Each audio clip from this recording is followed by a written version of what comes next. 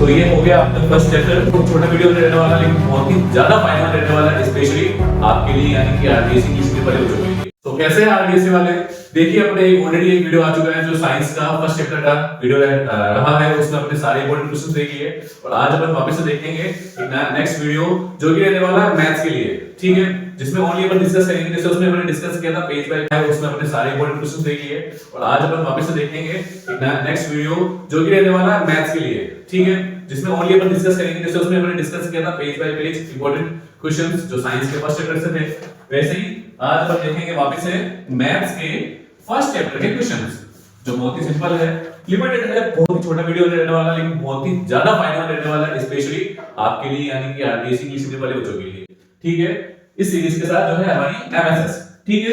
Start करते हैं हमारे वीडियो को, हमारे कंटेंट को। देखिए फर्स्ट चैप्टर जो है आपका रियल नंबर है। रियल नंबर के अंदर सबसे पहला आपकी सबसे इंपॉर्टेंट जो है वो है ये the fundamental theorem of arithmetic. The fundamental theorem of arithmetic, इसको लिख लीजिएगा। हां मैं तो भूल गया आपको बोलना, प्लीज अपनी बुक आपके साथ लेके बैठे हैं और साथ में पेज पलटते जाए और टिक लगाते जाए, दैट्स इट। ये थ्योरम क्या है, इस थ्योरम को अपन आगे देखेंगे, आगे इस बारे में डिस्कशन है, इसको लगा लीजिए आईएमपी, ठीक है, ये आपको याद करके जानी है। इसके अलावा the fundamental theorem of arithmetic, definition नहीं है इस पे, हां the fundamental theorem of arithmetic, ये इसकी डेफिनेशन, ठीक है। क्या बोलती है कि every composite number can be expressed in the form of prime numbers. अब आपके मन में आ रहा होगा सर ये कंपोजिट नंबर किसको कहते हैं, कौन सी वाला आगे, इसको हम क्या कहते हैं, कंपोजिट नंबर। सिंपल सा है सर, एक बड़ी ही इजी एग्जांपल के साथ इसको समझाऊंगा कि सर ये तो दिन हो रहा है अगर अभी, तो बाद में क्या होगी, रात, रात का अपोजिट दिन। ऐसे ही कोई नंबर है, दो नंबर दो ही तरीके के हो सकते हैं, या तो हो सकता है सर वो प्राइम नंबर हो या फिर वो कंपोजिट नंबर हो। जैसे मैं बोलूं, अगर आपसे पूछूं बेटा 2 इसे प्राइम नंबर, 3 इसे प्राइम नंबर, 4 क्या प्राइम नंबर है, नहीं है ना 4 प्राइम नंबर, तो 4 क्या कहलाएगा आपके कंपोजिट नंबर।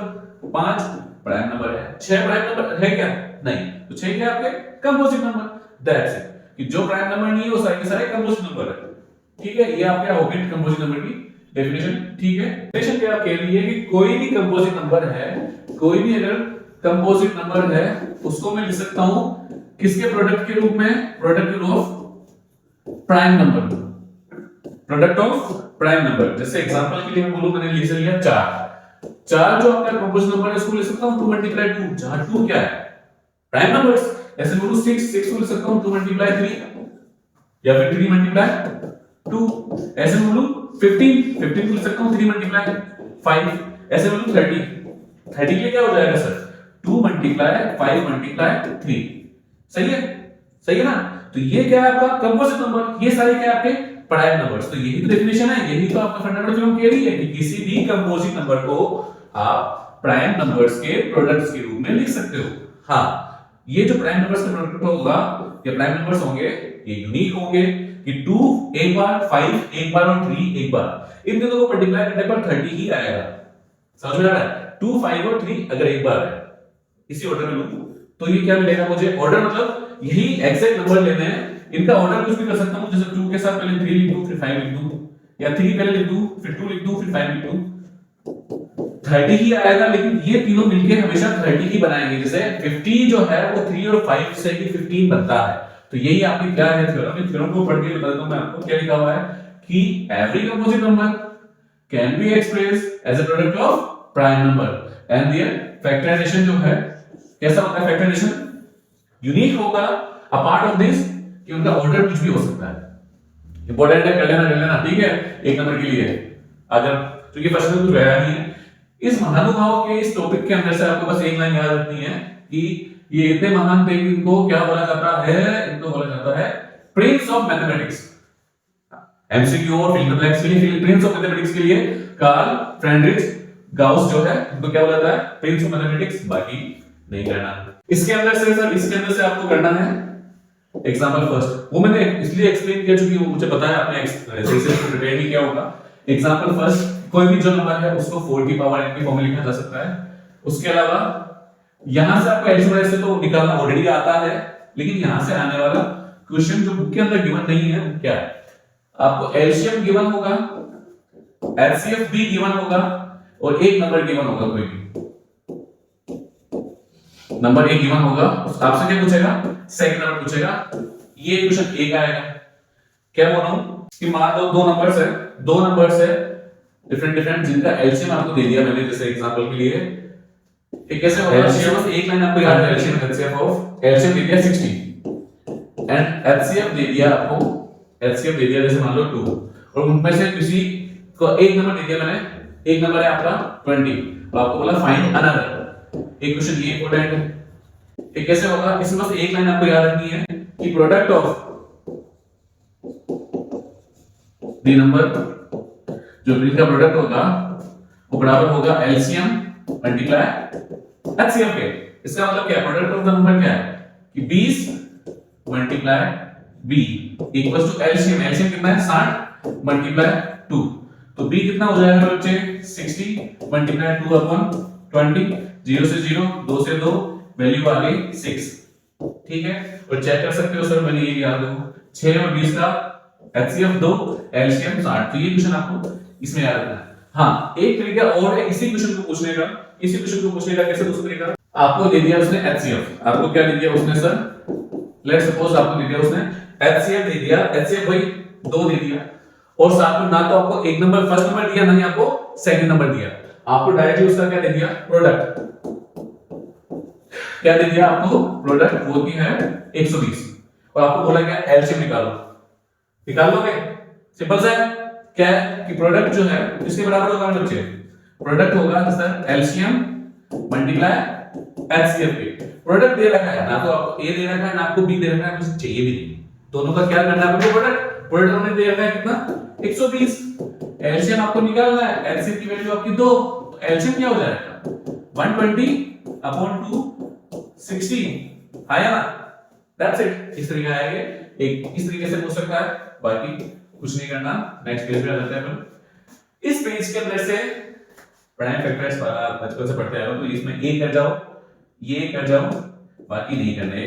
हाँ ये जो फिफ्थ क्वेश्चन को लगा लेना, आएंगे इंपॉर्टेंट है, ठीक है। अब आ जाते हैं इसके अंदर से टोटल आपको 3 क्वेश्चंस करने हैं। एक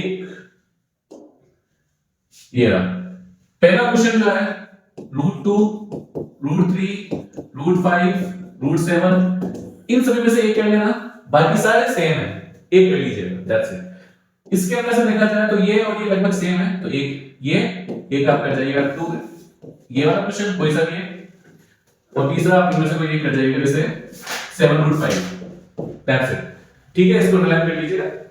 अब इन तीनों में से सबसे हार्ड तो नहीं बोलूंगा मैं, हार्ड जैसा कुछ होता ही नहीं मैथ्स में, सबसे बड़ा जो रहते हैं ये वाले बड़े रहते हैं, ये और ये तो बहुत सिंपल है सर, 3 से 4 लाइनों में जाता है। कैसे, मैं बोलूं सर ये आपको या पहले ये प्रूफ करके दे देता है कि मुझे प्रूफ करना है कि 7 √5 क्या है, इरेशनल है, तो अपन क्या मानते हैं 7 √5 रैशनल है, सो इसको a by b में लिख सकते हैं, जहां a by b क्या है coprime number, so b is not equal to 0, 7 में डिवाइड कर जाओ बस, जस्ट बिकॉज़ ऑफ कि a और b कोप्राइम नंबर है, it means a upon 7b is a rational number. अगर ये रैशनल नंबर है, अगर मैं पूछूं, आपने बोला कि a upon b रैशनल है, तो a upon 7b भी क्या होगा रैशनल, इसका मतलब √5 भी क्या होगा रैशनल, जो कि इम्पॉसिबल है और हमारे जो एज्यूम किया है उसका कॉन्ट्राडिक्ट होता है, दैट इज हमारा जो एज्यूम किया हुआ जो मेथड है, एज्यूम जो हमने किया वो गलत है। इस तरीके से आपकी ये वाली हो जाएगा, हाई वाला बड़ा है, लेकिन ठीक है ये भी आप 2 नंबर से 3 नंबर के लिए कर सकते हैं। इसी तरह आपने एक क्वेश्चन हो गया फंडामेंटल ज्योमेट्री, आपको मैंने बताई थी, ठीक है। ये लाइन क्या लिखा हुआ है कि अगर p a² में डिवाइड करे तो p, याद रखिएगा अगर कोई नंबर x है वो a² में डिवाइड करता है तो x a को भी डिवाइड करेगा। ये मैं इसलिए ज्यादा नहीं बता चुकी है, ऑलरेडी आपको यहां पता चल जाएगा।